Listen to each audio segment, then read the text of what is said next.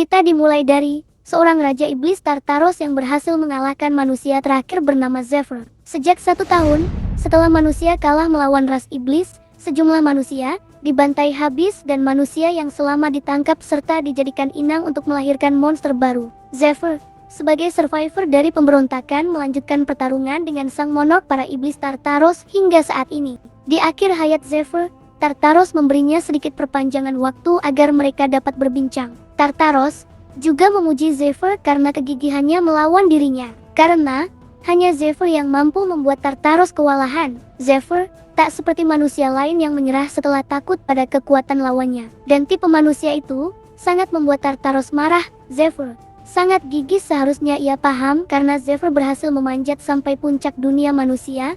Tartaros memberi Zephyr tawaran untuk bekerja padanya. Mereka akan melampaui dunia kecil itu sampai dunia lain, bahkan rumah para dewa, dengan menyatukan kekuatan mereka. Walau Zephyr menerima tawaran itu, tapi dengan dampak pertarungan barusan tubuhnya sudah benar-benar hancur. Bahkan, tubuhnya tak akan kembali seperti semula lalu. Maksud dari kesempatan Tartaros bukanlah tawaran, melainkan cara lain untuk Tartaros melihat Zephyr memohon ampun. Zephyr tak ingin teman bahkan kekasihnya melihatnya memohon pada makhluk yang telah merampas segalanya dari Zephyr. Zephyr teringat kekasihnya pernah menanaminya mantra yang akan digunakannya sekarang. Zephyr akan meledakkan tubuhnya sembari bersalaman dengan Tartaros. Hal itu dibarengi dengan jawaban Zephyr yang menolak tawaran Tartaros mentah-mentah. Dengan begitu, tubuh Zephyr meledak dan membuat tangan Tartaros terbakar setengah. Saking kesalnya, Tartaros menghajar tubuh Zephyr yang telah menjadi abu. Akhirnya, pertarungan Zephyr berakhir dan tak bisa menyelamatkan kekasihnya, bahkan ia gagal menyelamatkan umat manusia seperti yang mereka harapkan. Namun tiba-tiba, Zephyr terbangun dengan tubuh bugar dan armor yang masih utuh tanpa tergores. Zephyr terbangun di sebuah kuil indah dengan banyaknya patung dewa. Ia pun sadar bahwa ia telah sampai di dunia bawah setelah kematian. Tempat itu adalah lantai terendah dari pantheon tempat istirahat dewa. Seorang perwakilan dewa, malaikat kelas atas Mercedes, datang menyampaikan beberapa pesan. Sebenarnya, Zephyr telah mati, namun karena keinginan kuat dari 3 dewa agung, mereka memutuskan untuk mengirimkan Zephyr ke masa lalu. Para dewa akan memberi kesempatan Zephyr untuk mengubah masa depannya, bahkan tak hanya ingatan yang dibawa, semua skill yang dimiliki Zephyr akan tetap ada. Karena Zephyr sudah mencapai puncak dunia manusia, kemungkinan ia bisa cepat bangkit di sana. Setelah para dewa memutus hubungan dengan manusia, dengan menolak permohonan doa juga tak menerima pengorbanan manusia, Zephyr berpikir jika semua kesempatan itu tidaklah gratis. Apalagi, dulu dewa sampai mengambil kemampuan penyembuh para pendeta yang meminjam kekuatannya. Setelah sadar manusia tak memberikan keuntungan, dewa langsung membuang manusia begitu saja. Jadi, mana mungkin Zephyr mendapat kesempatan gratisan seperti itu? Mercedes memberi pandangan dewa pada Zephyr, di mana para dewa ingin menonton sesuatu yang lebih menarik. Karena pertarungan Zephyr sebelumnya memberi hasil yang menyedihkan. Untuk pertarungan selama 5 tahun melawan iblis, Zephyr sangat layak ditonton. Karena itu, banyak dewa yang kecewa karena melihat dunia Zephyr berakhir dalam waktu yang singkat. Sebelum Mercedes menjelaskan alasan dewa, Zephyr langsung memberi serangan pada Mercedes. Ia terus saja mengamuk atas kelakuan dewa yang busuk, mengingat semua alasan mengapa manusia bertarung mati-matian hanya sebagai hiburan para dewa yang menonton. Emosi Zephyr tak terbendung karena perspektif dewa terhadap manusia sangat rendah. Mercedes membalas serangan Zephyr dengan menurunkan kaki buto ijo. Dan setelah mendapat gertakan, Zephyr mulai cooldown. Ia mendapat penjelasan Mercedes jika dirinya mendapat ketertarikan dewa. Dari awal dewa tak tertarik dengan manusia biasa. Oleh karena itu, Zephyr harus menunjukkan kelayakannya agar bisa mendapat yang diinginkan. Karena di dunia ini tidak ada yang gratis. Selain alasan tadi, ada satu dewa yang sangat mengharapkan Zephyr kembali untuk alasan lain. Ternyata, entitas Raja Iblis Tartaros tak terima dengan perlakuan Zephyr padanya. Tartaros merasa hina karena mendapat luka dari makhluk rendahan seperti manusia. Akibatnya para petinggi merasa repot berurusan dengan Tartaros. Apalagi, ia adalah dewa penghancur yang menghancurkan 10 dunia termasuk dunia Zephyr. Tujuan Tartaros menghancurkan seluruh dunia. Ia juga seorang warrior tak terkalahkan dan tak pernah dilukai siapapun. Rekor dari Tartaros dipatahkan oleh Zephyr yang membuatnya jatuh harga diri. Jadi, Tartaros ingin melawan Zephyr lagi untuk memastikan kemenangan mutlak. Tapi bagi Zephyr alasan tersebut tidak diterima olehnya. Walau begitu tantangan dari Tartaros diterima dengan baik oleh Zephyr. Ia akan memastikan Tartaros mati di tangannya sendiri.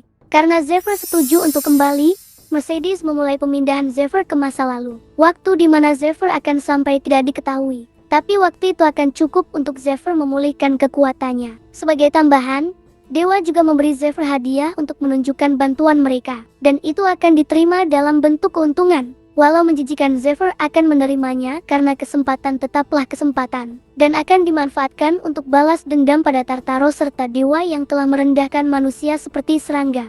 Sebelum Zephyr pergi, Mercedes mendoakan Zephyr agar lebih menghibur para dewa. Zephyr tersadar ketika ada banyak orang mengelilingi dirinya. Setelah melihat beberapa orang dan sebuah stigma di tubuh mereka, Zephyr telah kembali ke 10 atau 20 tahun di masa dirinya menjadi budak kuil. Beberapa orang di sana tampak nyolot pada Zephyr. Namun semua itu tak dihiraukan Zephyr yang malah bingung dengan seorang anak gembel di dekatnya. Zephyr teringat pesan Mercedes jika ia ingin memunculkan keuntungan yang diberi dewa. Setelah memastikan keadaan sekitar, Zephyr mengatakan unlock privilege untuk memunculkannya. Tak lama Zephyr tersenyum tak percaya dengan keuntungan yang diberikan padanya. Dua orang senior tambang sangat kagum dengan kinerja Zephyr. Memang kecepatan menambang Zephyr sangat luar biasa yang membuat senior merasa tak boleh malas. Beberapa saat sebelum stamina Zephyr, terdapat keuntungan yang sangat berguna. Informasi dari seluruh keuntungan dewa langsung memenuhi kepala Zephyr. Zephyr mendapat skill dan item kelas atas, bahkan kemampuan bekerja sebagai actual skill. Tak disangka para dewa perhitungan itu memberinya banyak keuntungan. Akibat melamunkan hal itu, Zephyr dikal tegur oleh mandor tambang yang langsung mencabuk Zephyr. Sang mandor heran karena Zephyr selaku anak baru berhasil menangkap tali cambuk dengan tangan kosong tanpa terluka. Itu karena skill Wall of Iron yang meningkatkan pertahanan secara drastis dengan mengabaikan kerusakan yang lemah dari pertahanan serta membuat tubuh tidak mudah lemah. Setelah mendapat 9 privilege, Zephyr akan menggunakannya dengan tepat. Ditambah dengan pengetahuan masa depan miliknya, Zephyr akan memulihkan kekuatannya dengan cepat.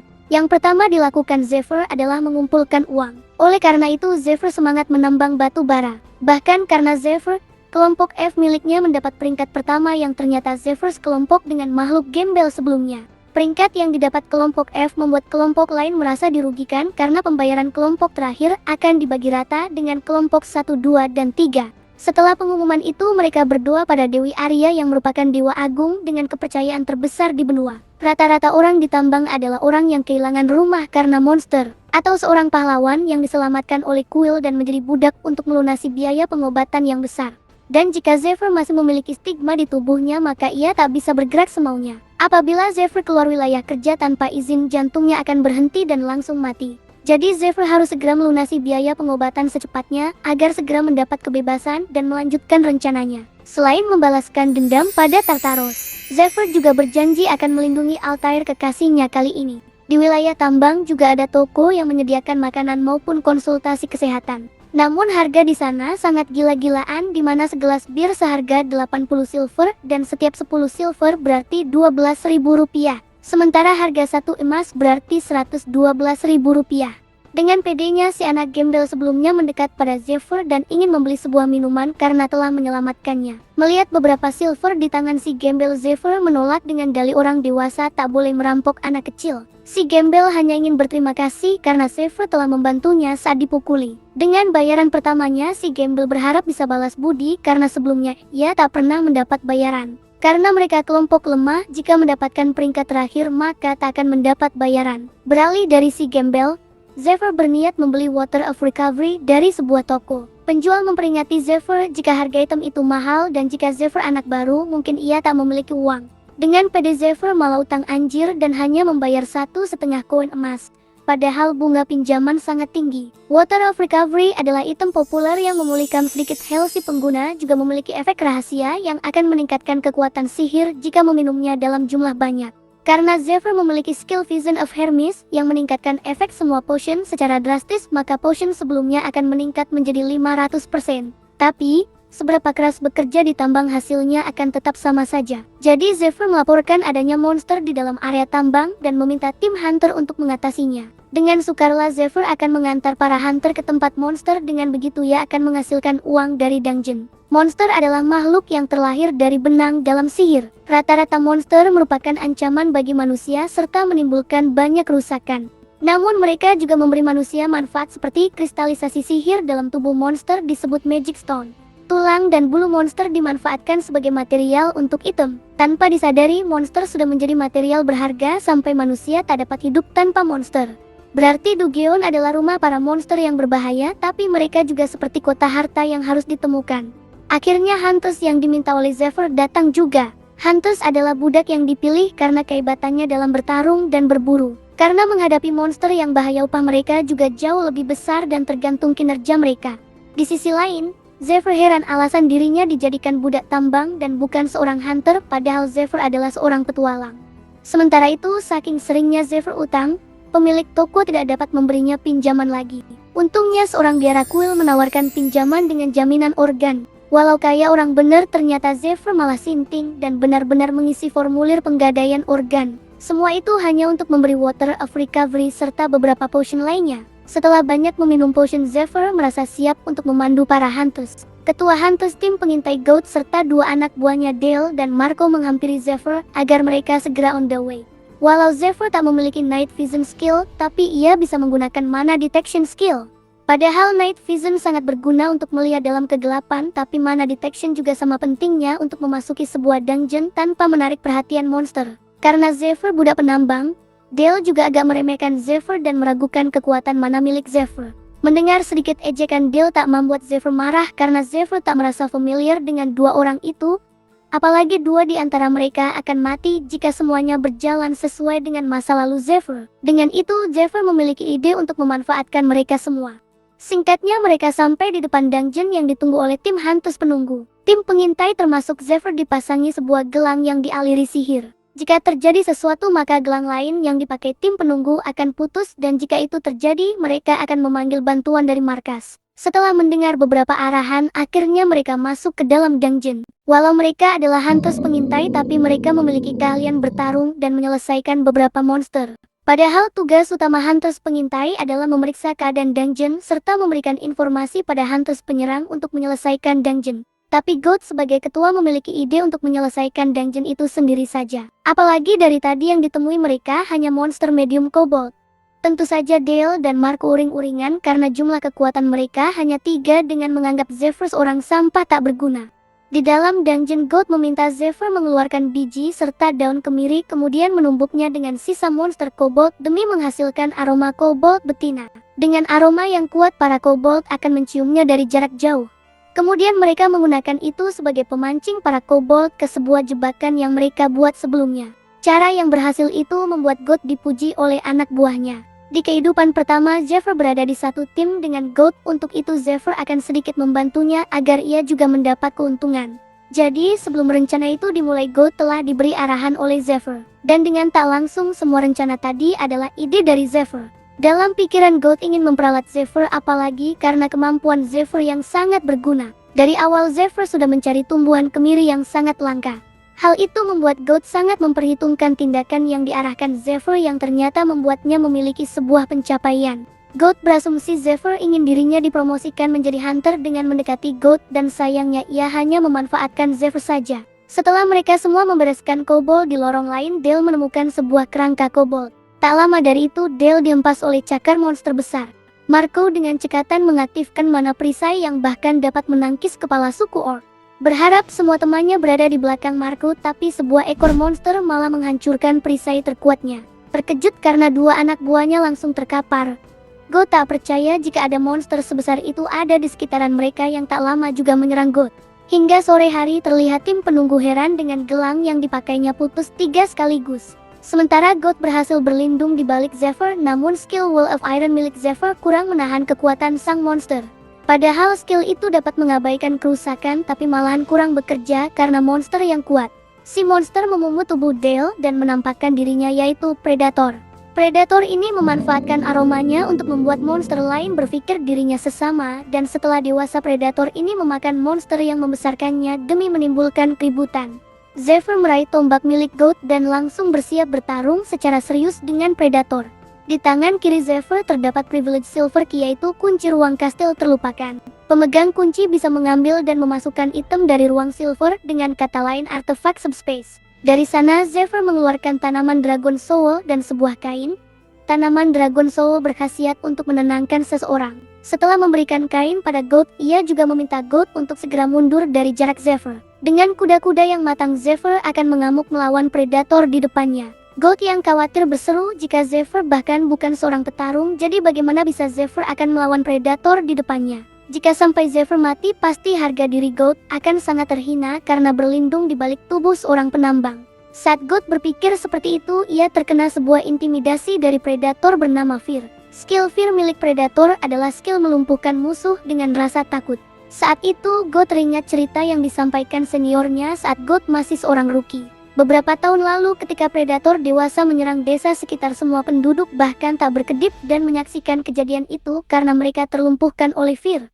Tidak ada yang bisa mereka lakukan karena untuk menggerakkan ototnya saja mereka tak bisa. Akibatnya mereka hanya menunggu giliran untuk dibantai. Ketakutan Goat terpecahkan setelah mendengar suara dari arah Zephyr dan menyaksikan Zephyr bertarung melawan predator tanpa terkena efek Fear. Dengan cekatan Zephyr berusaha menyerang titik lemah predator, dan untungnya Zephyr telah memakan tanaman Dragon Soul dengan efek yang ditingkatkan 500%. Karena Zephyr telah menduga jika tanaman Dragon Soul dapat menenangkan seseorang termasuk dari Fear predator. Zephyr harus cerdik mengambil tindakan karena dari 9 privilege hanya satu senjata yang menyerap banyak energi sihir. Tapi semua itu lebih dari cukup untuk mengalahkan anakan predator di depannya. Zephyr mengeluarkan 72 racun Venom King nomor ke-68 bernama Burial dan menumpahkannya di tombak yang dipegangnya. Seketika Zephyr teringat kawan lamanya Fate yang membuat racun itu seumur hidupnya. Walau memakan banyak waktu, Fate akan senang jika racun buatannya dapat membunuh banyak monster di luaran sana,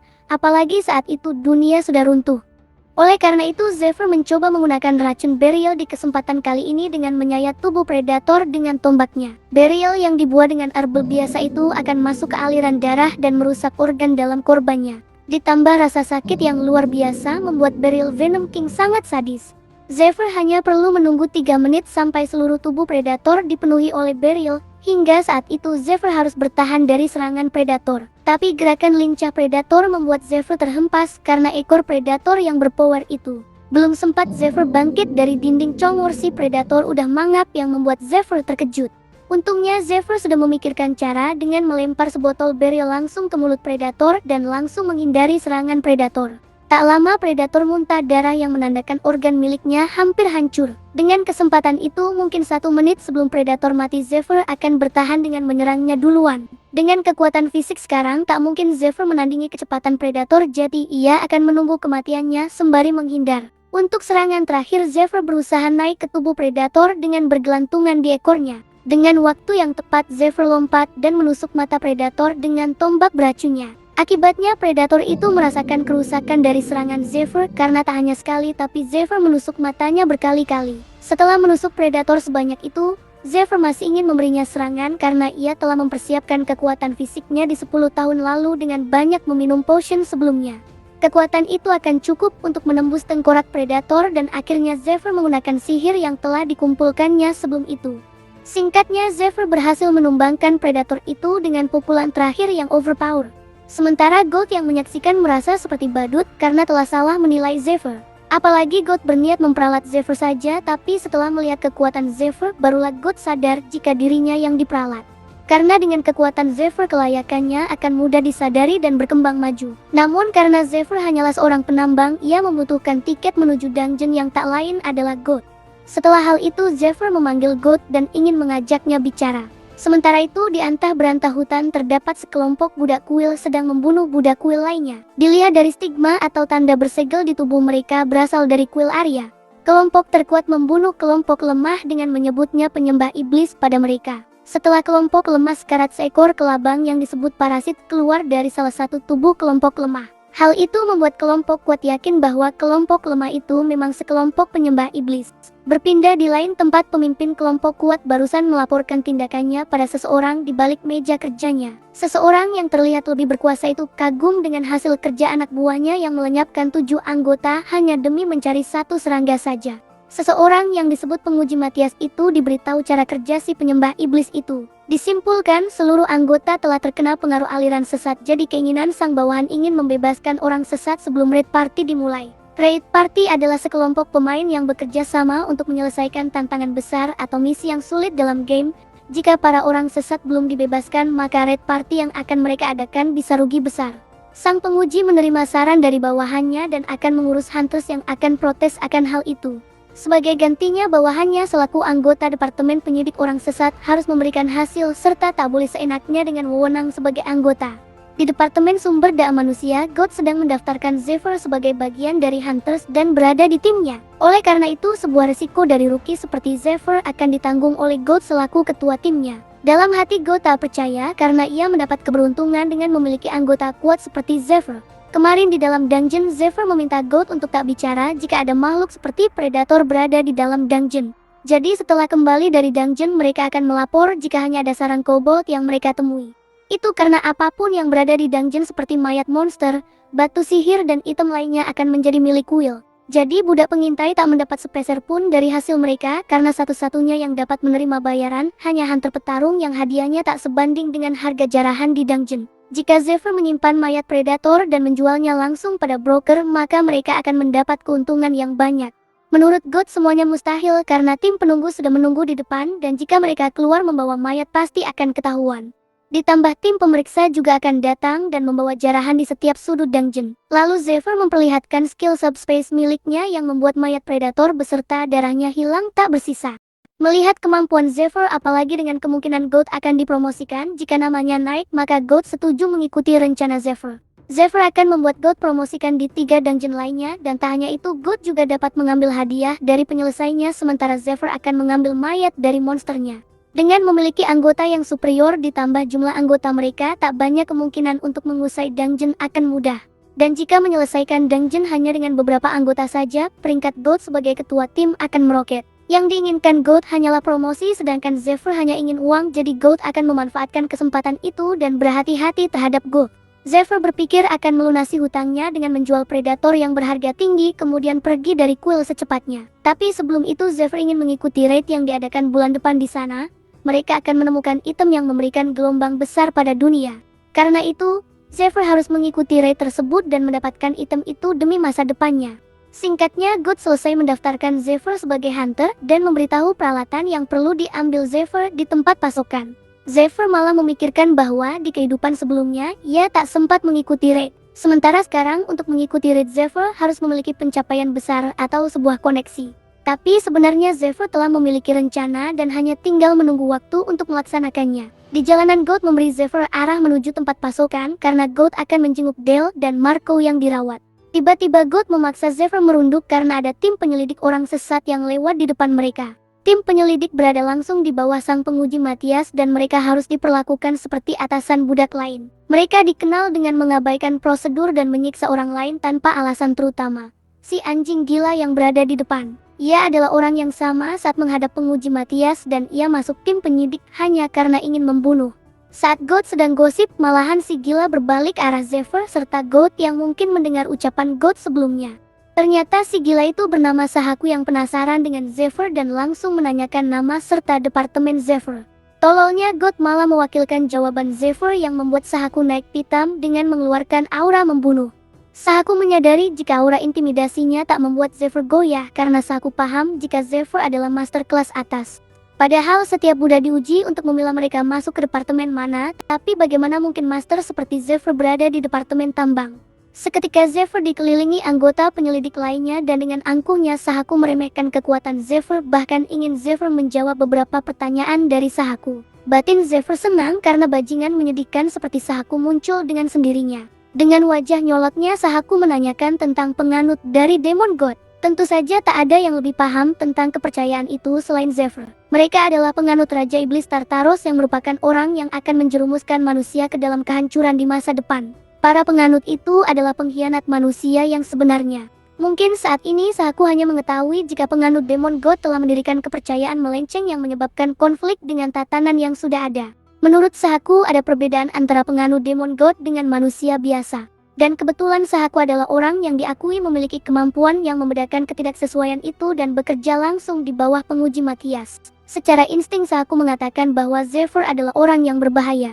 Karena itu Zephyr benar-benar harus menjawab semua pertanyaan Sahaku dengan jujur tanpa ditutupi karena semua jawaban Zephyr akan diminta pertanggungjawaban. Sebelum itu Zephyr menawari untuk ganti tempat tapi Sahaku menolak, padahal niat Zephyr hanya tak ingin banyak mata menonton percakapan mereka.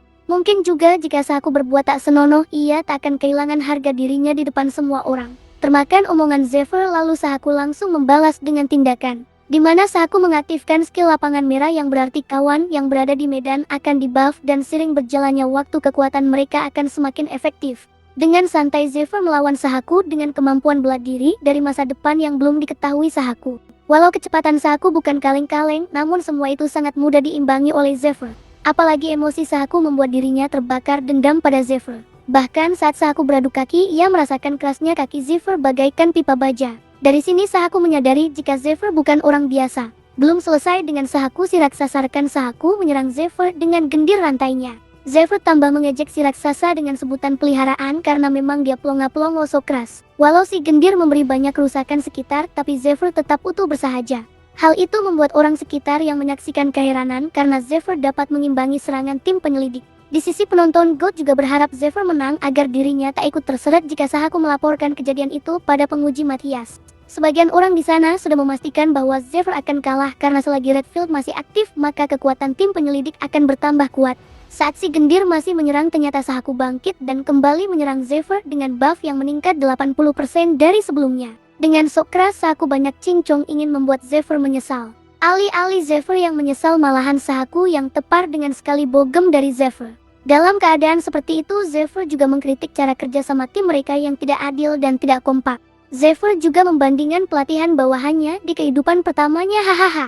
Sekarang giliran si gendir yang mendapat jatah dari Zephyr karena sedari tadi si gendir kebingungan akibat ulah Sahaku. Rantai si gendiri dibuat menjadi bumerang bagi dirinya yang membuat si gendir termakan senjatanya sendiri. Setelah semuanya berakhir Sahaku yang kalah hanya menanyakan identitas Zephyr yang membuatnya Zephyr berpikir Sahaku tak pantas mendengar banyak jawaban darinya. Dari dalam bangunan juga terlihat seseorang yang terlihat seperti petinggi takut akan kedatangan Zephyr karena mengira ia datang untuk mengincar mereka. Kekalahan Sahaku membuatnya sangat terhina, apalagi image yang dibangunnya selama ini telah runtuh begitu saja. Saking kesalnya Sahaku benar-benar menaruh dendam pada Zephyr dan berniat membunuhnya setelah itu. Sambil beranjak pulang Zephyr lega karena setidaknya ia sudah menyelesaikan langkah awal dari rencananya. Dan masalah Sahaku dan lainnya akan mendengar kebenaran tentang penganut Demon God hanya soal waktu yang akan datang. Tiba-tiba tubuh Zephyr terkena mana freezing, di mana mana ini adalah efek samping dari rasa sakit serta kekakuan user ketika kehabisan mana. Karena sebelumnya Zephyr menggunakan teknik yang menguras energi, akibatnya adalah sekarang. Anomali Spirit Psylocke datang menemui Zephyr di bawah wewenang Dewa Pinjaman Uzra. Karena dipastikan user mana telah mencapai 0, maka skill Wall of Iron akan melakukan pengambilan. Sebenarnya skill tersebut bukan sekedar menahan rasa sakit melainkan menumpuknya sehingga menjadi hutang. Dan jika mana mencapai 0 maka rasa sakitnya akan dikembalikan seperti hutang dari Emo. Banyaknya petualang dengan skill ini akan mati dengan cepat walau telah menyelesaikan dungeon kelas atas. Dewa Pinjaman Uzra benar-benar pisau bermata dua yang bersenang-senang di atas kehancuran manusia. Padahal Uzra juga menikmati pertunjukan Zephyr yang sebelumnya, tapi saat Spirit Psylocke menghitung damage disitulah Uzra sangat menikmati.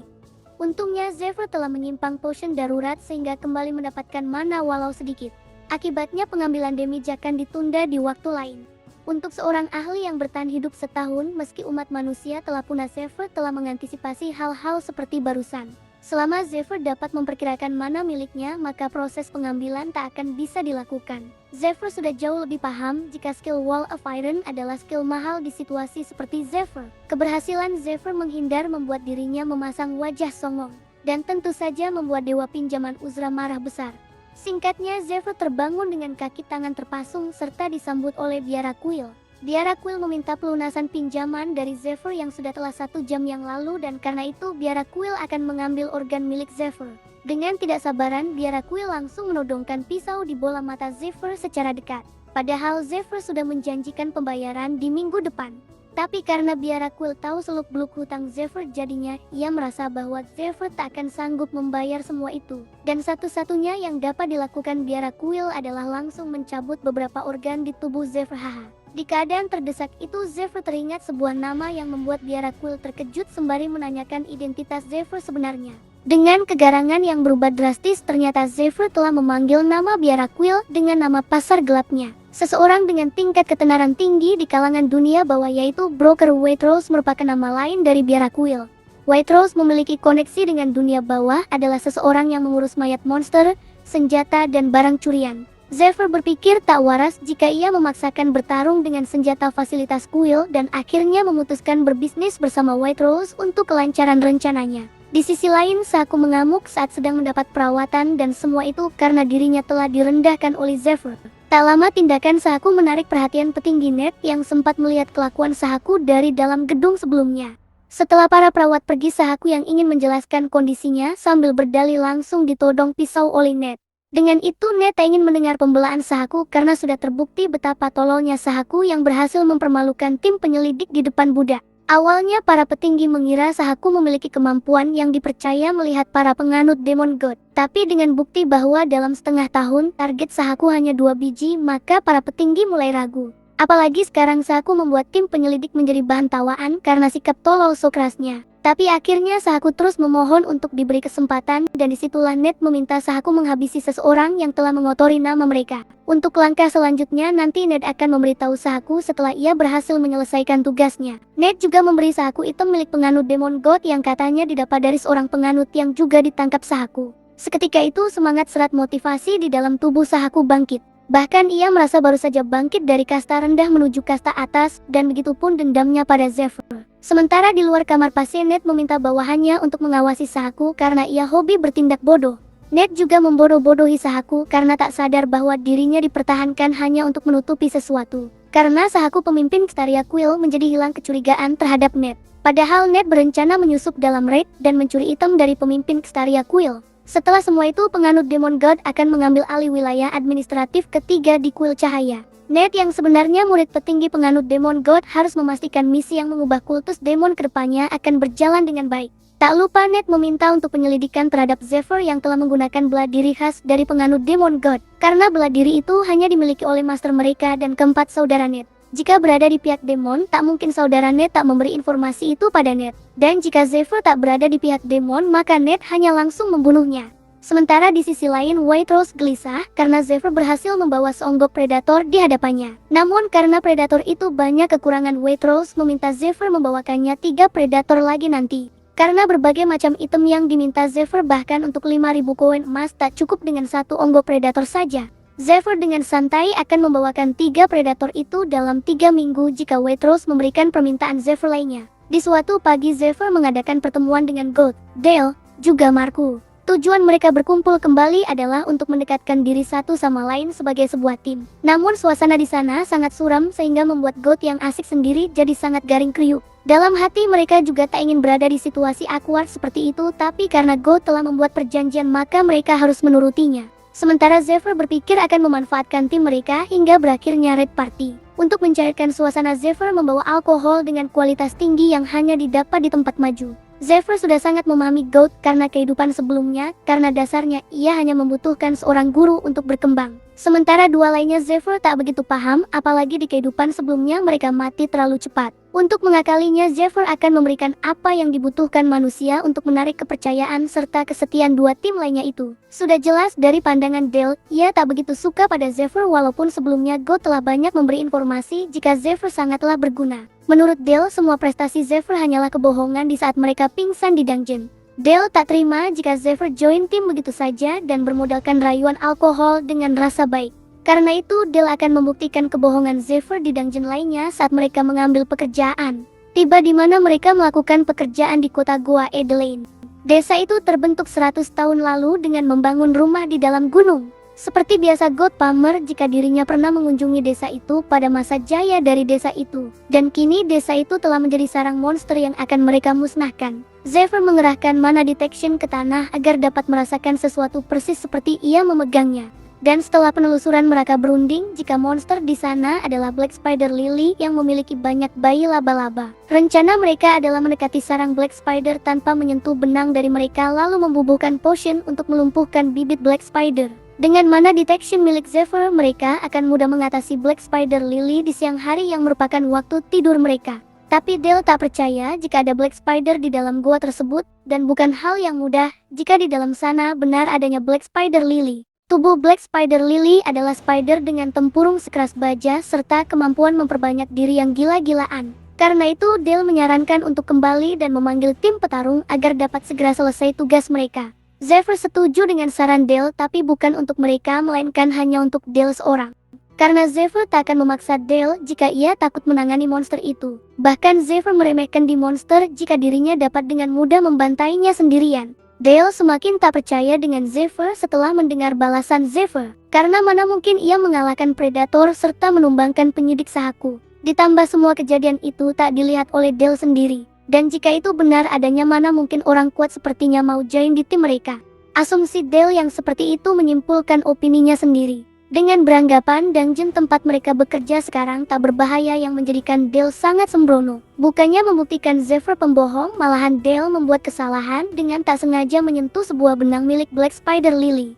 Ternyata benang yang harus dihindari mereka itu sangat susah dilepas jika sudah menempel, dan tentu saja Dale sangat panik saat melihat segerombol Spider Lily. Hal itu berakibat kawanan anak Spider Lily menyerang Dale yang untuknya berhasil ditangkis oleh Zephyr. Serangan Black Spider tak mempan pada tangan Zephyr, dan saat itulah mereka membalas serangan si Black Spider. Melihat kelihayan Zephyr di sampingnya, Dale terlihat heran dengan level yang dimiliki Zephyr. Sementara itu Zephyr meminta timnya berkumpul, dan membuat formasi yaitu dengan memancing para mini Black Spider. Senjata dari Goat, Dale, dan Marco juga telah dilapisi kain. Karena senjata biasa tak akan mempan pada benang laba-laba itu. Setelah dirasa semua mini spider keluar, saatnya Zephyr membantainya secara sekaligus. Singkatnya, mini Black Spider habis dibantai. Tapi sayangnya Dale berhasil terkena goresan di bahunya karena benang Black Spider. Ternyata Zephyr menyadari hal itu dan menawarkan sebuah medicinal water. Bagi Dale sangat memalukan bahwa dirinya tak percaya pada kemampuan Zephyr. Padahal jelas-jelas dari level juga pengalaman Zephyr sangat jauh dari mereka. Apalagi Dale telah mendapat bantuan langsung dari Zephyr. Saking canggungnya Dale tak sanggup mengucapkan banyak kata pada Zephyr. Namun semua manusia pasti melakukan kesalahan dan itu sudah biasa. Dengan bijaknya Zephyr merasa dirinya sudah biasa menghadapi sifat seseorang yang ngeyel seperti itu. Jadi Zephyr akan membiarkannya membuktikan dengan sendiri dan mendapat pengalamannya.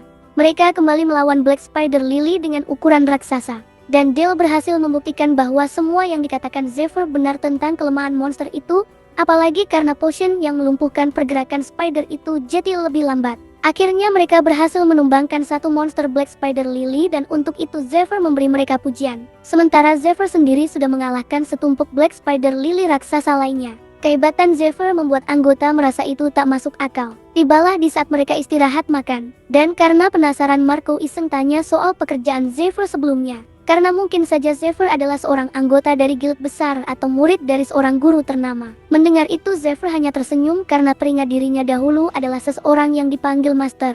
Sebelum lanjut, Zephyr memotong kaki Spider Lily yang tajam untuk menjadikannya senjata nanti. Setelah semua itu, Zephyr meminta tim lain untuk keluar dari dungeon di sana dan memberinya kesempatan untuk mengisi perannya. Selama 4 tahun, waktu Goat dihabiskan untuk menjadi Hunters. Dan selama itu banyak Hunters lain yang mati. Tapi beruntungnya Goat berhasil untuk bertahan hidup.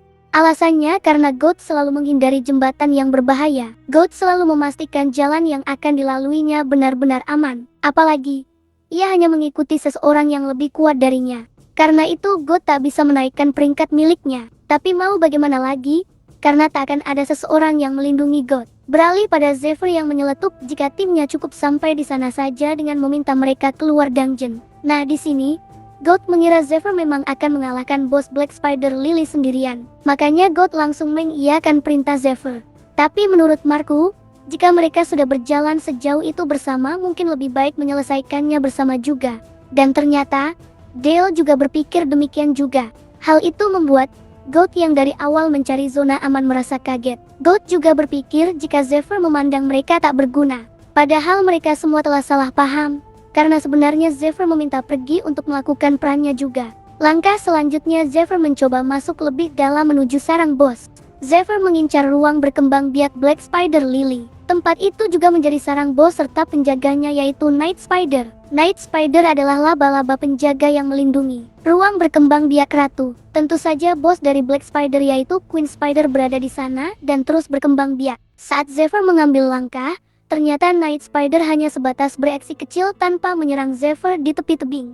Night Spider benar-benar menjaga Queen Spider dan memastikan Queen Spider bisa menaruh telur-telurnya. Mereka takkan pernah bergerak dari tempatnya, kecuali seseorang menerobos masuk ke dalam ruangan. Dari Silver Key Zephyr mengeluarkan beberapa karung tepung biasa. Semua itu dilempar ke sarang Black Spider Lily.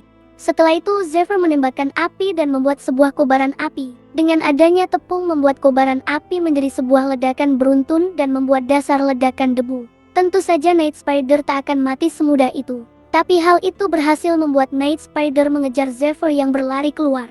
Sesekali Zephyr menembakkan panah beracun ke arah Night Spider. Dengan racun ke-68 Valier dari 72 racun dari Poison King Fate, membuat Night Spider merasakan rasa sakit yang mematikan. Zephyr pun berhasil menumbangkan satu dari beberapa Night Spider.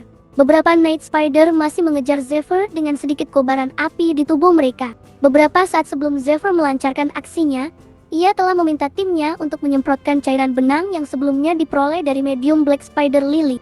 Cara itu digunakan karena benang milik mereka juga dapat membuat mereka terperangkap jika mereka tak mengeluarkan cairan khusus dari kakinya. Zephyr juga meminta timnya untuk lebih waspada selagi mereka menunggu Zephyr. Mereka akan memancing Black Spider Lily keluar dan mengalahkannya di luar dungeon. Kembali pada Zephyr yang kini menggunakan cakar laba-laba sebelumnya. Dengan itu Zephyr berhasil menyisakan satu Night Spider yang belum tumbang. Namun tak lama setelah menghabisi semua Night Spider, Queen Spider langsung mengejar Zephyr keluar. Sementara di luar Goat dan lainnya sudah bersiap menunggu Zephyr yang ternyata membawa Queen Spider. Queen Spider berusaha menyemprotkan racunnya dengan kadar asam yang kuat. Racunnya memiliki kutukan untuk mematahkan pertahanan dan kemampuan regenerasi tubuh. Menurut Fitzy ahli racun, orang dengan kekuatan sihir rendah tak akan sempat menggigil karena akan langsung terlebur. Namun demi keselamatan lebih baik jika menghindari terkena racun Queen Spider. Beruntungnya Zephyr berhasil keluar dari lorong yang dipenuhi racun tersebut. Dan sialnya Queen Spider juga ikut keluar dari lorong tersebut dan mengamuk di depan dungeon. Zephyr sudah mengatur timnya untuk bersiap di posisi masing-masing. Sementara Zephyr melakukan penyerangan totalitas dari atas Queen Spider. Walau terluka tapi mengalahkan bos ini tak mudah. Apalagi setelah terluka Queen Spider menjadi lebih agresif. Dengan sok keren Zephyr telah memasang kuda-kuda dan siap menerima serangan dari Queen Spider. Tentu saja makhluk itu marah besar apalagi sarangnya diobrak-abrik. Tapi Zephyr telah siap menyerang dari depan karena hanya Zephyr yang memiliki kemampuan tersebut. Selagi Zephyr menarik perhatian Boss Spider, tim lainnya memberi kerusakan lain di tubuh Boss Spider. Teringat perintah Zephyr, Goat gemetar menghadapi monster sebesar itu di depannya. Apalagi sebelumnya Goat maupun lainnya selalu menomorsatukan keselamatan mereka. Jadi mungkinkah mereka dapat mengalahkan monster sebesar itu di sana? Kegelisahan tak hanya menyelimuti Goat, tapi juga Dale dan Marco. Dale teringat bagaimana tim mereka direndahkan, dijadikan pesuruh hanya karena mereka tak bisa bertarung dengan baik. Mereka tak bisa menahan perlakuan seperti itu lagi. Sudah sejauh ini mereka tak perlu takut apapun dan mereka pasti bisa melawannya. Begitu juga Marco yang berpikir tak akan pernah bisa melawan monster yang kuat seperti itu. Tapi kini berbeda setelah Zephyr bergabung dengan tim mereka. Sejak saat itu Zephyr selalu dapat memprediksi apapun yang akan terjadi pada timnya. Jadi tak ada salahnya jika mereka percaya pada Zephyr sekali lagi. Melihat tekad dua rekannya, Goat jadi yakin untuk menyerang monster itu. Pelindung Queen Spider sebelumnya telah hancur karena ledakan sebelumnya. Yang dilakukan Goat dan lainnya hanyalah menembusnya dan menusuk nadi di tengah kakinya.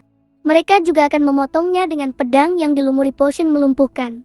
Semua arahan Zephyr membuat timnya berfirasat baik. Bahkan saat Dale hampir terperangkap jaring, Zephyr sudah memperkirakan dan menangkis semuanya. Zephyr akan memastikan Queen Spider hanya berfokus pada dirinya yang berada di depannya. Dengan dendam pada Zephyr, Queen Spider akan mengincar Zephyr sebagai musuh utama tanpa memperdulikan lainnya. Dale juga menyadari perkataan Zephyr jika ciri khas Spider Lily hanya berdiam di satu tempat. Karena biasanya Queen Spider hanya berdiam diri untuk menaruh telurnya. Jadi kaki belakang mereka akan tempat paling aman. Kebanyakan serangan Queen Spider memang berfokus dengan musuh di depannya. Semua fakta itu membuat tim Zephyr jauh lebih percaya diri untuk menyerang Queen Spider. Dengan menusuk pedang dengan potion lumpuh, maka mereka hanya tinggal menunggu hingga Queen Spider berhenti bergerak. Queen Spider juga mengerang karena kehilangan bayi-bayinya. Ia juga percaya diri dengan racun miliknya yang hampir siap disemprotkan. Tapi sebelum itu terjadi, Zephyr sudah mengikat produksi racunnya dengan sabuk miliknya. Dengan itu takkan ada racun yang keluar dalam beberapa menit. Semua tindakan mereka diharuskan santai tanpa gugup. Karena pertarungan itu akan berakhir dengan mereka yang terlebih dulu kehilangan fokus. Setelah kerjasama yang menakjubkan, akhirnya mereka berhasil mengalahkan Queen Spider. Dale sangat senang karena Zephyr benar-benar membuat tim mereka membunuhnya. Memang dalam hal berburu semuanya tergantung oleh orang yang memberi arahan. Mungkin jika Dale terus mengikuti Zephyr, mungkin ia bisa lebih maju. Sementara Zephyr berpikir untuk tak membawa semua spider yang tumbang. Mungkin Zephyr akan membawa satu mayat Queen Spider saja untuk diserahkan pada Waitrose. Lamunan Zephyr disadarkan oleh Dale yang berubah sikap 360 derajat. Ia telah menyiapkan tempat istirahat Zephyr lengkap dengan minumnya. Dale juga menawarkan diri untuk membereskan sisa monster dan mengambil bahan yang dibutuhkan. Mereka bertiga masih sangat semangat karena kemenangan mereka. Menurut Zephyr, mereka juga tak buruk. Tapi jika untuk menghadapi sosok Ned, mereka tak akan berguna. Untuk itu, Zephyr harus mencari alternatif lain dengan segera. Singkat cerita, Zephyr sudah menyerahkan Black Spider pada Waitrose. Zephyr juga menyaksikan perdagangan gelap yang terjadi di kuil suci. Uang sumbang dari para penganut kuil semakin bertumpuk dan membuat segala tindakan kota berputar di kuil. Semua itu karena mereka mengira Satria dan budak petarung kuil akan membebaskan mereka dari serangan monster. Di sana, keamanan merupakan hal mewah tapi memang efektif karena bisa membelinya dengan uang. Karena nanti pasti akan sulit menjamin keamanan meski menjual tubuh mereka sekalipun. Setelah transaksi, Waitrose memuji Zephyr karena berhasil membawa Spider Lily dengan tepat waktu. Apalagi harga yang didapat sangat bagus. Tidak lupa Zephyr juga menanyakan bagian bayarannya yang telah dipotong hutang-hutangnya. Biara Quill pindah membicarakan alchemist set dan peralatannya. Mungkin Biara Quill tak bisa meminjamnya dan sebagai gantinya Zephyr boleh masuk dan menggunakannya sampai waktu ditentukan. Daripada mencuri, Zephyr pun setuju untuk bersih-bersih di labo tempat alchemist set itu. Di sela obrolan mereka, Ned datang menyapa mereka berdua. Zephyr tak menyangka akan bertemu dengan Ned secepat itu. Anggota penyidik orang sesat Ned yang merupakan penyidik nomor 1 dari 12 penyidik. Ia adalah anggota hebat yang bahkan diakui oleh Quill. Meski dalinya bertemu Biara Quill, tapi aslinya Ned memiliki urusan dengan Zephyr. Apalagi anak buahnya Sahaku telah buat babak belur oleh Zephyr. Ned langsung to the point dengan menyinggung hubungannya dengan Sahaku. Hal itu malah dijawab sarkas oleh Zephyr yang membuat Ned memaklumi Sahaku jika emosinya terpancing. Mereka berdua berhadapan seolah-olah saling mengintimidasi dengan energi sihir mereka. Sementara itu, Biara Quill merasakan aura yang sangat menusuk hingga membuatnya menggigil. Yang awalnya Ned tak ingin bertarung. Namun jika Zephyr ingin bermain-main, mereka akan memulainya. Dengan slave engravement, yaitu hak yang diberikan pada pengikut cahaya untuk mengukir tanda Buddha. Maka mereka yang memiliki tanda Buddha akan mematuhi perintahnya. Biara Quill langsung memerintah Zephyr serta Ned yang hampir bertarung. Zephyr juga menerima tamparan dari Biara Quill dan akan menghukumnya. Biara Quill juga memperingati Ned jika Zephyr adalah mainannya dan untuk tidak menyentuh Zephyr. Di lain tempat, Biara Quill meminta Zephyr untuk tak terlibat dengan perkelahian. Karena Ned adalah orang yang sangat berbahaya. Selain ia penyidik kelas 1 juga karena tak satu orang pun yang tahu cara dia bertarung. Alasan lain juga karena Zephyr adalah pencetak uang bagi Waitrose, jadi diharuskan untuk tidak mati. Biara Quill atau Waitrose itu juga meminta Zephyr hati-hati karena jika di luar kuil ia tak bisa melindungi Zephyr. Sambil beranjak, Zephyr juga sadar jika ia tak akan sembrono melawan Ned. Dalam hati Zephyr sudah gelisah karena jika Ned sudah muncul maka ia sudah siap dengan persiapannya. Sebelum pergi, Zephyr juga meminta satu permintaan lagi pada Waitrose. Di sisi lain, Ned yang baru bangun merasa moodnya buruk karena menerima kekuatan dari segel budaknya. Ned teringat saat masternya meminta Ned menyusup dan menerima tanda budak di tubuhnya. Karena saudara Ned sebelumnya telah dieksekusi di sana dan kau tak mau Ned harus menggantikannya. Itu semua demi dapat menyusup ke dalam kuil cahaya dan mencuri item pada raid party nanti. Setelah menemukan waktu yang pas, para penganut Demon God itu akan memastikan jika para budak kuil akan membayar semuanya. Di sisi lain, sebuah desa kumuh terpencil menikmati setiap pembangunan yang mereka lakukan. Tak lama Sahaku muncul dengan menanyakan jumlah penduduk di sana. Penduduk desa juga sempat menjawab pertanyaan Sahaku karena ia masuk dalam orang kuil. Tapi tiba-tiba ia memanggil seekor monster dari dalam tanah dan membabi buta membunuh penduduk desa tersebut. Hal itu didasari oleh kekuatan barunya, yaitu pemanggilan monster. Item milik penganut Demon God itu membuat Sahaku gelap mata hanya karena dendam pada Zephyr. Zephyr berhasil masuk ke dalam laboratorium saat malam hari. Zephyr membuat racun dengan beberapa bahan yang ia dapatkan, sehingga ia menghasilkan racun nomor 61 milik Fed, yaitu Zagan. Setelah itu Zephyr berada di kamar Biara Quill karena sebelumnya Zephyr telah meminta bantuan dari Biara Quill Waitrose. Malam itu Zephyr membuat kayu arkan yang sekeras metal jadi sebuah jarum yang kecil. Tentu saja Waitrose kagum dengan kehebatan Zephyr. Zephyr membuat jarum akupuntur yang terkenal di daerah timur sebagai alat medis. Jarum itu dicelupkan pada racun Beryl dan racun dan Zagan. Racun itu juga telah dicairkan 1:100 karena racun itu sangat simpel dan bisa membunuh tanpa usaha.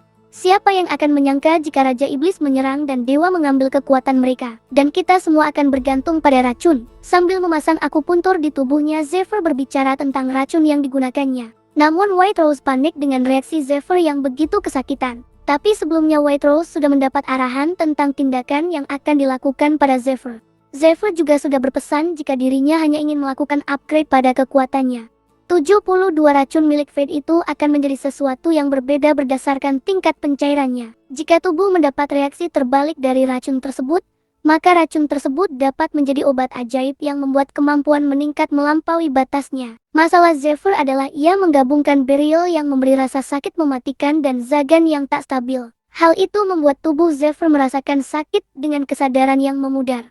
Tapi tak ada cara karena Zephyr tak memiliki bahan yang mendukung untuk membuat racun menjadi stabil. Saat ini Zephyr sedang melakukan internal energy flow, yaitu teknik dalam kategori aliran energi. Aliran tenaga dalam itu meredakan racun dengan mengalirkan energi sihir. Dan resiko jika gagal mungkin tubuh Zephyr akan tercerai-berai. Semua rasa sakit Zephyr sekarang tidak ada apa-apanya dibanding saat dikalahkan Ned kehidupan sebelumnya. Atau rasa sakit saat melawan Raja Iblis Tartaros selama bertahun-tahun. Tak terasa pembuluh darah penuh racun yang sebelumnya kembali normal. Dan kini adalah waktu untuk White Rose menaruh 1 jarum lagi di kepala Zephyr. White Rose sangat ketakutan jika Zephyr mati karena racun. Tapi semua itu harus dilakukannya karena merupakan pesan dari Zephyr. Beberapa jam kemudian di hutan utara dekat kuil, muncul suara permintaan bala bantuan dari Hunters. Sekumpulan Hunters ini dikejar oleh monster segerombolan. Mereka adalah korban kurang dari Hunters pengintai yang kurang informasi dan berakibat mereka salah perhitungan. Yang tadinya mereka masih bertiga kini tinggal 1 Hunters yang sangat ketakutan. Bahkan ia merasa putus asa karena jauhnya jarak menuju kuil. Di saat genting seperti itu Zephyr datang seorang diri sebagai bala bantuan. Zephyr berhasil mengalahkan segerombolan monster itu. Apalagi Zephyr tak banyak bicara seperti orang kerasukan dengan hanya mencabut tulang leher di monster. Zephyr juga berniat mengalahkan monster yang tersisa di dungeon. Hunters yang tersisa itu juga langsung memberitahu arah dungeon. Padahal setelah memberitahu Zephyr, Hunters itu merasa menyesal karena takut Zephyr mati. Dalam keterpurukan Hunters itu, Zephyr pun kembali dengan membawa bos dari monster burung sebelumnya. Ternyata setelah upgrade sebelumnya, tubuh Zephyr menjadi jauh lebih ringan. Zephyr merasa energi sihir miliknya meningkat 2 kali lipat lebih. Dengan begitu berakhir sudah misi membantu yang digarapnya sendiri. Sementara itu di sisi lain si tolol Sahaku sudah bersekutu dengan monster penganut Demon God. Beberapa hari setelah malam itu, kehebatan Zephyr yang memusnahkan monster burung terdengar hingga petinggi Matthias dan Satria Kuil Lucius. Mereka berasumsi Zephyr mencari perhatian agar dapat mengikuti raid party. Di saat itu Matthias takut jika Zephyr adalah penganut Demon God. Tapi Lucius tak peduli karena penganut apapun mereka tak akan bisa sampai pada ruangan bos pada raid party. Jadi dua petinggi ini ingin memanfaatkan para budak bawah untuk menuntun mereka sampai pada ruangan bos. Dua orang sahabat itu sedang menuju suatu item yang dimiliki Lucius yang dibelinya dengan sepertiga kekayaan Lucius. Item itu adalah tombak pedang cahaya dan perisai bersayap milik Michael yang merupakan item legendaris. Lucius terus saja menenangkan Matthias yang khawatir dengan raid yang akan dimulai 20 hari lagi. Di sisi lain Goat dan dua lainnya baru selesai mandi yang heran dengan banyak orang yang caper untuk raid. Tapi raid party sama sekali tak menarik perhatian 3 orang itu. Malahan mereka lebih terkejut karena White Rose berada di asrama mereka. White Rose yang mengendap-endap baru saja bertemu Zephyr dan memberinya sebuah cincin. Cincin itu membuat 3 tim tolol Zephyr salah paham. Tapi cincin itu hanyalah item Ring of Purification, yaitu cincin yang membantu peredaran mana sang pengguna dan meningkatkan pertahanan sihir serta dapat mengaktifkan pemurnian kutukan. Entah mengapa White Rose menjadi jauh lebih baik dari sebelumnya. Bahkan ia akan membawakan item yang lebih hebat lagi lain kali. Dan semua itu tanpa diminta oleh Zephyr, jadi benar-benar sukarela. Di sisi lain White Rose mengira Zephyr adalah Assassin Guild Persephone yang menggunakan racun untuk meningkatkan kemampuan sihir mereka. Para assassin ini juga tak pernah gagal membunuh mangsanya dengan menggunakan teknik belah diri mereka dan racun yang mematikan. Dan semua fakta itu tertuju pada Zephyr yang menjadikan White Rose yakin jika Zephyr adalah assassin tersebut. Walaupun Persephone runtuh beberapa tahun lalu, tapi seorang bangsawan mencari sisa dari anggota Persephone untuk berguru tentang bakat serta racun terbaik. Karena itu, bangsawan akan membayar harta yang luar biasa banyak Tapi sebelum itu White Rose akan membuat Zephyr menjadi miliknya terlebih dahulu. Jadi karena itu White Rose semangat mencari item hebat untuk Zephyr. Zephyr yang tahu itu merasa White Rose salah paham sangat jauh. Tapi jika White Rose menyebar rumor tersebut, mungkin Fade akan datang menemui Zephyr. Kembali pada 3 tolol di samping Zephyr yang mengira White Rose dengan Zephyr berada dalam suatu hubungan. Tak lama mereka dikagetkan dengan ketukan di luar pintu, di mana mereka mendapat sebuah perintah darurat untuk memeriksa sebuah situasi. Baru saja Dale bingung dengan siapa pengirim, tapi Zephyr yakin jika surat itu undangan dari Ned. Untuk itu Zephyr berniat datang sendiri ke tempat tersebut. Dalam perjalanan menuju undangan, Zephyr berpikir untuk menjadikan Ned sebagai alatnya. Karena raid party tak diadakan di dungeon biasa, melainkan The Tomb of Abominable Princess, yaitu satu dari 8 rahasia dunia. Reruntuhan kerajaan Media dengan tingkat kesulitan bukan main. Oleh karena itu, dungeon itu belum ditaklukkan selama 10 tahun, bahkan belum ada yang sampai di ruang bos. Karena syarat ikut raid party adalah budak dengan peringkat 5, tak mungkin Zephyr dapat mengejar hal itu dengan waktu singkat. Jadi Zephyr akan membodohi Ned dan meminta surat rekomendasi untuk ikut raid party. Mungkin juga Ned mengira Zephyr adalah utusan masternya atau seorang lawan yang mencoba mencuri teknik bela diri sekte mereka. Tapi begitu Zephyr sampai, bukanlah Ned yang berada di sana, melainkan Sahaku dengan muka nyolotnya. Karena dendamnya pada Zephyr dan sebuah luka di mulutnya menjadikan Sahaku terus berambisi balas dendam. Seperti biasanya, Sahaku memang banyak bacot, ditambah sekarang ia akan memperkenalkan senjata barunya. Tapi sebelum itu Zephyr keburu memukul leher belakang Sahaku sampai tersungkur. Zephyr juga mengatai Sahaku dungu ya, karena memang dungu sih. Saat Sahaku tersungkur, Zephyr malah berpikir Ned ingin menguji Zephyr dengan Sahaku. Tapi jika Ned seorang perfeksionis, tak mungkin Ned hanya mengirim cecunguk. Merasa dipermainkan, Zephyr memanggil Ned dengan brutal. Bukannya muncul, malahan Sahaku bangkit dengan sebuah monster yang sebelumnya. Saking emosinya Sahaku bacotnya terus saja mengancam Zephyr. Padahal Sahaku sendiri hanya memiliki kekuatan pinjaman dari monsternya itu. Zephyr sangat terkejut karena melihat sosok makhluk yang ia tahu berada di depan matanya. Entah bagaimana Sahaku bisa memilikinya, tapi Zephyr berhasil menangkis serangan monster bernama Shogot itu. Shogot adalah senjata buatan para penganut Demon God. Shogot hibernasi dalam bentuk telur dan akan bangun jika mendengar instrumen yang dialiri kekuatan hipnotis. Hypnose Ocarina adalah alat instrumen yang digunakan mengendalikan Shogot. Pengguna juga dapat memberikan perintah dengan kombinasi lantunan yang berbeda. Shogot adalah makhluk tak berakal, namun nafsu makannya tak terhingga. Juga, serangan fisik tak mempan padanya. Ia juga bertambah kuat dengan mana dari manusia yang dimangsanya. Dengan beberapa kemampuan itu saja, Shogot sudah sangat mengerikan. Tapi tak hanya itu masalahnya, karena Shogot memiliki kemampuan mind corruption. Dimulai dari pertama kali menyentuh Shogot, kita akan merasakan perasaan mengancam, seperti takut dan berhalusinasi. Ketika mind corruption mencapai 100%, manusia akan memasuki kondisi frenzy. Kondisi frenzy adalah kondisi manusia saat kehilangan akan sehatnya dan membunuh semua orang di sekitarnya. Cara ini adalah cara paling efektif untuk melakukan pembantaian massal. Sementara itu, Sahaku masih saja memtertawakan Zephyr yang berjalan menuju arahnya. Apalagi Zephyr sudah memasuki kondisi frenzy sehingga Sahaku pede akan menang. Tapi dengan sekejap semua kutukan di tubuh Zephyr sirna dengan cincin yang dimilikinya. Zephyr mencekik Sahaku dengan brutal. Saat itu Zephyr teringat jika dulu ia hanya ingin melindungi orang terkasihnya saja. Tapi suatu pemikiran terlintas di pikiran Zephyr jika ia memiliki rekan untuk melawan pembantaian dulu. Mungkin jika hal itu berhasil, bisa jadi orang terkasih Zephyr akan bisa hidup lebih lama. Itulah mengapa kali ini Zephyr akan menyelamatkan orang yang bisa diselamatkan. Zephyr juga akan memberi kesempatan orang yang mau bertambah kuat. Tapi Sahaku tak akan menjadi salah satu orang tersebut. Karena sebelumnya Sahaku telah membuat lebih dari 100 orang menjadi mangsa dari Shogot.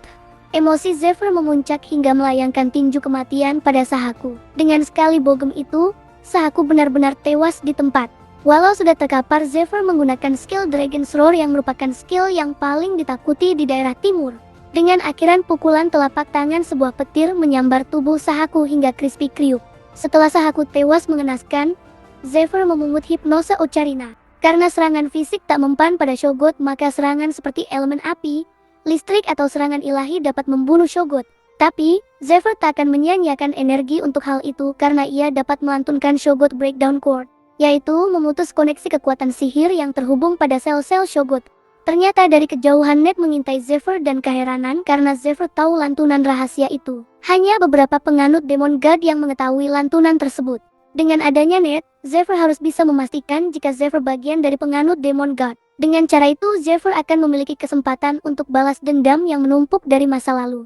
Dan dengan ini, Zephyr akan menjadikan akhir yang berbeda dari sebelumnya. Dan demi mewujudkannya, Zephyr harus berhasil membodohi Ned. Baru saja menyiapkan rencana, Ned malah sudah ingin memusnahkan Zephyr. Akhirnya pertarungan kecil pun terjadi antara keduanya. Tapi tak satu pun serangan Ned mengenai Zephyr. Yang awalnya Ned memakai senjata, Zephyr menganggapnya tak adil hingga akhirnya Ned membuang pegangnya. Kini mereka menggunakan teknik bela diri yang sama. Namun jika Zephyr menggunakan Dragon Clap sebelumnya, mungkin Ned dapat mengunggulinya karena berasal dari daerah yang sama. Untuk mengakalinya, Zephyr menggunakan seni bela diri Dragon King Style. Hal itu membuat Ned heran karena hanya Ned dan masternya yang tahu seni itu. Dari situ Ned berhenti menyerang dan baru sadar siapa Zephyr sebenarnya. Penganut Demon God ke-9 Master of the East yaitu Jin Riyang. Berkelana dari benua ke benua hingga menjadi pemimpin kultus Demon God. Dan memiliki dua penerus yang mewarisi seni bela diri Dragon King Style. Berbeda dari murid lainnya yang hanya mengais sisa ilmu yang di permukaan. Dua orang itu akan mewarisi seluruh pengetahuan Jin Riyang hingga ke dalam. Satu di antaranya adalah anak kandung Jin Riyang yaitu Jin Gang. Dan satu lagi adalah Ned Strayer yang merupakan orang pilihan. Alasan hanya ada dua karena senjata bela diri itu harus dirahasiakan. Nah sekarang Ned mencurigai Zephyr karena ia tak terlihat sebagai murid Demon God. Apalagi Zephyr dapat melenyapkan Shogot yang berharga dengan mangsa 100 manusia itu dengan mudah. Singkatnya Zephyr mengatakan jika dirinya adalah cadangan pewaris jika salah satu dari pewaris mati. Dengan kata lain, Zephyr adalah murid bayangan yang disiapkan jika salah satu dari pewaris mati. Dalam tradisi bangsa timur mereka menyiapkan murid rahasia, di mana mereka tak diketahui oleh orang dalam sekalipun dan dilatih secara rahasia. Hal itu dilakukan untuk berjaga-jaga jika terjadi sesuatu dengan pewaris resmi. Namun mereka akan dibunuh pewaris resminya jika pewaris tersebut berhasil mewarisi posisi masternya. Tindakan ini bertujuan untuk mencegah murid rahasia mendapat latihan seperti pewaris resminya. Semua itu bukanlah karangan Zephyr melainkan kebenaran. Karena murid bayangan yang sebenarnya sedang dikekang oleh Altair dan kawannya. Membayangkan kekasihnya, Zephyr malah salting sendiri. Jika Zephyr adalah murid rahasia, mungkin keberadaannya sangat rahasia. Jadi Ned masih curiga dengan pengakuan dari Zephyr. Dengan lihai, Zephyr mengatakan jika dirinya mendapat perintah agar tak bertemu penganut Demon God lainnya. Dan mengikuti Raid dengan kekuatannya sendiri kalau terjadi sesuatu dengan Ned. Mendengar itu, Ned malah kaget karena Zephyr tahu tentang misinya. Dengan membawa kabur jantung naga yaitu stone yang terbentuk di jantung naga. Item itu adalah item terhebat yang mampu memberikan kekuatan setara naga. Konon katanya, Princess Abominable Eurydica menemukannya dan membawanya hingga ke kubur. Dengan kekuatan Dragon King Style milik Ned, tak mungkin Satria Quill mampu mengejar kecepatan lari Ned. Oleh karena itu Ned dipilih untuk menjalankan misi tersebut. Karena Master cemas dengan kekuatan Ned, maka dikirimkan Zephyr untuk mengantisipasi semuanya. Tapi karena masuk raid memiliki persyaratan tertentu yang cukup rumit, Zephyr memilih meminta bantuan Ned agar lebih mudah. Untuk menambah kepercayaan Ned, Zephyr juga akan memberitahu sebuah rahasia. Sembari berbisik, Zephyr menyampaikan tentang Blood Tears. Blood Tears adalah harta keluarga Ned yang telah dicuri. Tujuan Ned mengikuti Master Demon God adalah untuk menemukan Blood Tears dan membalas dendam pada kuil cahaya. Semua rahasia itu hanya diketahui Ned dan masternya. Semua rasa penasaran Ned ditunda karena Zephyr akan memberitahunya setelah Ned dapat dipercaya. Dengan membuat surat rekomendasi agar dapat mengikuti raid. Akhirnya Ned meminta Zephyr mengikutinya ke suatu tempat. Di bangunan terlantar dekat kuil, Ned membawa Zephyr pada perkumpulan penganut Demon God. Zephyr disambut oleh Matthias yang merupakan penganut Demon God peringkat ke-36. Ternyata semua isi dari raid party adalah penganut Demon God. Zephyr tak menyangka jika ada banyak penganut yang akan mengikuti raid. Apalagi setiap penganut memiliki kekuatan yang luar biasa kuat dari Zephyr. Yang membuat Zephyr heran, jika mereka sangat kuat seperti itu mengapa mereka mau mengikuti Demon God. Sementara Ned malah overthinking karena mengira Zephyr adalah orang kepercayaan maternya dan bukan dirinya. Tapi Ned masih mengingat janji dari masternya yang akan memenuhi balas dendam Ned. Ned juga berpikir jika mungkin Zephyr akan mengincar nyawa Ned karena ia adalah seorang pewaris. Ned menawarkan diri untuk menjadi satu kelompok dengan Zephyr. Zephyr teringat di masa lalunya, Ned hancur karena terlalu percaya pada orang yang salah. Karena Ned adalah orang setia dan sabaran Zephyr ingin membuat Ned menjadi rekan bukan lawan di kehidupan kali ini. Koneksi pertama Zephyr adalah orang yang membuatnya menjadi manusia terkuat. Orang yang mengajari Zephyr seni Dragon King Style yaitu Ned. Keesokan harinya peserta raid party diumumkan. Orang yang mengikuti harus berkumpul dan tinggal bersama untuk mendapat pelatihan raid sampai keberangkatan. Hal itu dilakukan untuk menjaga obrolan rahasia dengan orang di luar raid party. Setelah pengumuman tersebut, Zephyr berpikir untuk mempersiapkan kebutuhan yang harus dibawanya. 3 dungeon yang dijanjikan pada Gold juga sudah ditangani dengan baik oleh Zephyr. Karena itu Gold, Dale, dan Marcus sangat berterima kasih pada Zephyr. Karena tim mereka sudah memiliki pencapaian, dipastikan mereka akan banyak job dan akan dipromosikan. Mungkin pekerjaan mereka akan tambah sulit tapi Zephyr berharap mereka dapat bertahan. Di sela pesan perpisahan itu, Dale ingin menyampaikan sesuatu tapi semuanya hanya tertahan di hatinya. Sebenarnya Dale ingin ikut dan banyak belajar dari Zephyr namun kalimat tersebut tak bisa disampaikannya. Dale sadar, meski hanya menghabiskan waktu sebentar bersama, tapi ia paham tujuan Zephyr. Tujuannya lebih besar dari yang dibayangkan orang biasa seperti mereka. Dan karena mereka lemah mungkin tak pantas jika mengikuti Zephyr. Seolah tahu pikiran Dale, Zephyr memberinya semangat untuk berlatih hingga mereka bisa berjalan di jalan yang sama. Hingga saat itu datang, Zephyr ingin mereka mengikuti Zephyr.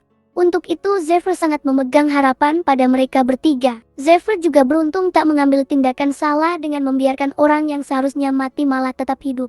Tapi 3 tahun dari sekarang, jika Demon God berhasil dalam pemanggilan mereka, maka orang yang hidup akan kehilangan nyawa mereka demi orang mati itu. Demi menghentikan hal itu, Zephyr harus mendapatkan jantung naga. Selanjutnya Zephyr mengumpulkan serta mempersiapkan peralatan senjata yang ia butuhkan. Untuk hal itu, Zephyr menemui White Rose yang jelas banyak memberinya barang super bagus dan sesuai pesanan Zephyr.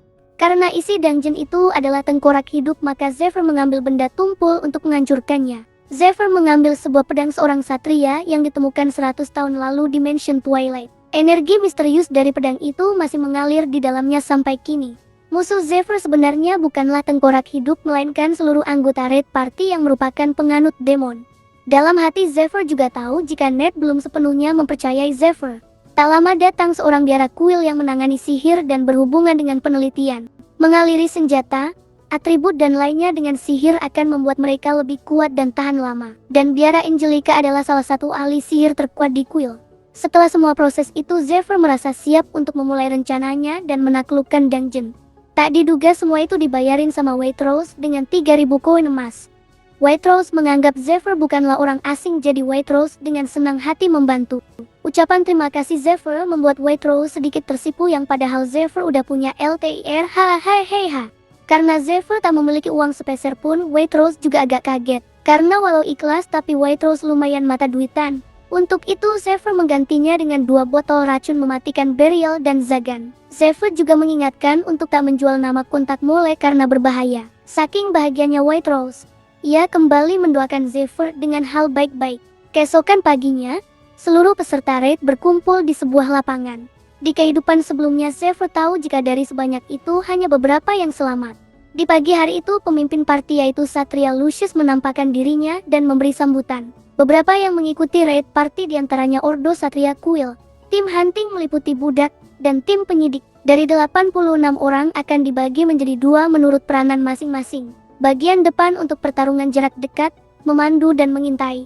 Bagian belakang untuk serangan jarak jauh, penyembuhan dan buff. Semuanya akan berada di bawah perintah 4 orang yaitu Kapten Hill Arno, Kapten bagian depan Leona, Kapten bagian belakang Matthias dan Ketua Party Lucius. Stigmata adalah simbol yang diberikan oleh dewa pada manusia yang dicintainya. Orang yang memiliki simbol tersebut disebut Saint atau Saintess. Dan selama masih hidup mereka akan mendapat kekuasaan tingkat tinggi dari dewa. Setelah mati mereka akan menjadi malaikat yang melayani dewa.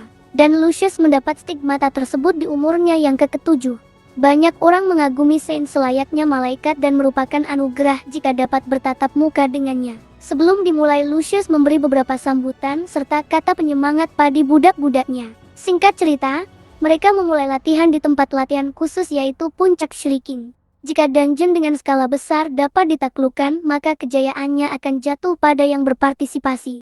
Namun aslinya tujuan yang besar atau tindak pahlawan hanyalah untuk bisnis semata. Ketika dungeon berhasil diselesaikan dengan aman, maka jalan perkotaan akan terbangun kembali di kota aman. Dan investor dapat meraup keuntungan dari berbagai aspek. Latihan Zephyr dimulai dari training golem di bawah perintah Kapten Leona. Dari pelatihan ini, kedekatan Zephyr dan Ned menjadi sangat signifikan. Kemampuan bergerak mereka yang selaras membuat mereka berada di peringkat tertinggi pelatihan.